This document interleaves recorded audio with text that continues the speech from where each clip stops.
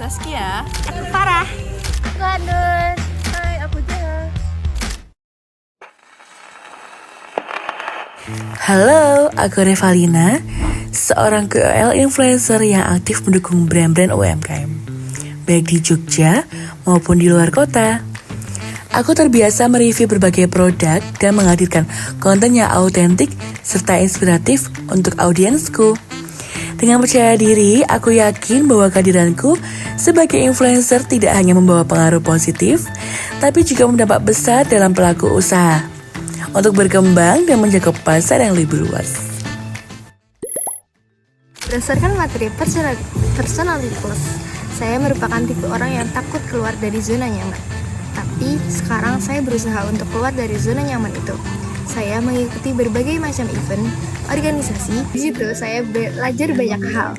Saya belajar gimana cara memanajemen waktu, cara menyusun sebuah acara, gimana cara bekerja sama dengan orang lain.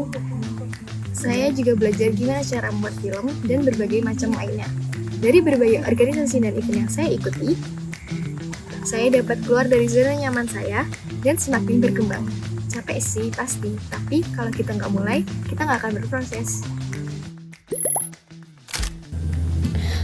Pada saat pertama kali saya memasuki kampus, saya takut tidak bisa diterima oleh teman-teman baru, khawatir gaya komunikasi saya yang tidak sesuai dengan mereka, dan bahkan bertanya-tanya, apakah ada yang mau berteman saya? Atau ketidakpastian ini sangat memicu overthinking ya buat saya. Dan bagaimana jika saya dianggap aneh, apa yang harus saya bicarakan. Dan pada hari pertama saya duduk sendirian di sudut kelas sambil terdiam, dan sementara teman-teman yang lain terlihat akrab berbincang. Perasaan terisolasi ini sangat berpengaruh bagi kecemasan saya.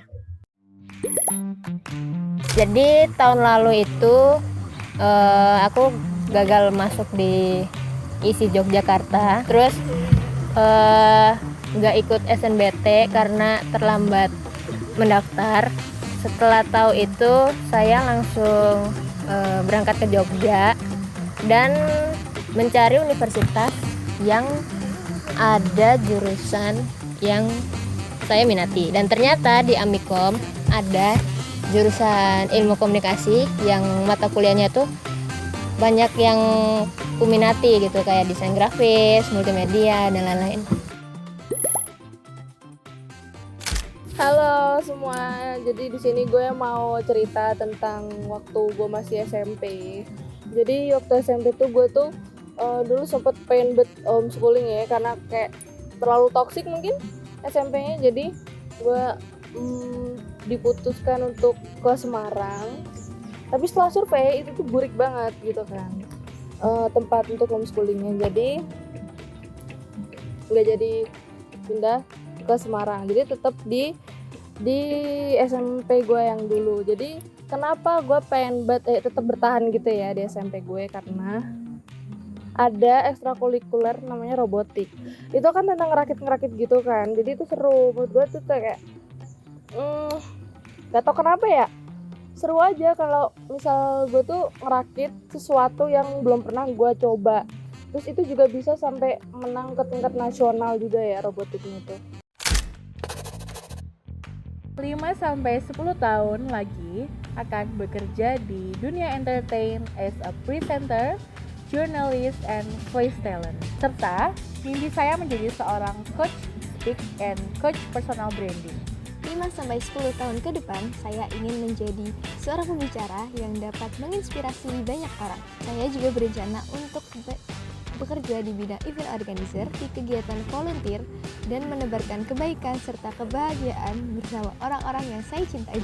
5-10 tahun ke depan tentu saja saya sudah lulus dari Amikom, dan saya akan menjadi seorang yang profesional di bidang komunikasi yang dikenal dengan cara kerja yang teratur, teliti, dan selalu berpikir ke depan. 5 tahun ke depan itu yang pasti sudah lulus dari Amikom. Karena saya dari kecil suka menggambar, jadi saya pengen kerja jadi ilustrator di studio kreatif. Planning 10 tahun ke depan itu punya karya yang sudah dipublikasi, kayak webtoon atau enggak ilustrasi gitu. planning gue di 5 tahun ke depan itu pengen jadi desain grafis ya. Awalnya tuh gue mau buat desain, habis desain itu nanti gue bisa luncurin ke di dalam negeri dulu. Terus laku, gue ya udah ke luar negeri. Terus nanti bakal 10 tahun ke depannya lagi nih, gue mau jadi billionaire. Jadi gue tuh termasuk orang yang memiliki sisi melankolis, detail dan juga perfeksionis. Ini tuh membantu gue waktu ngerjain desain biar hasilnya tuh rapi dan juga maksimal. Oke, tapi gue juga punya sisi sanguinis. Di sanguinis ini membuat gue jadi lebih percaya, terus berani mengambil peluang dan menjalin relasi sama klien gitu guys. Oke, sekian.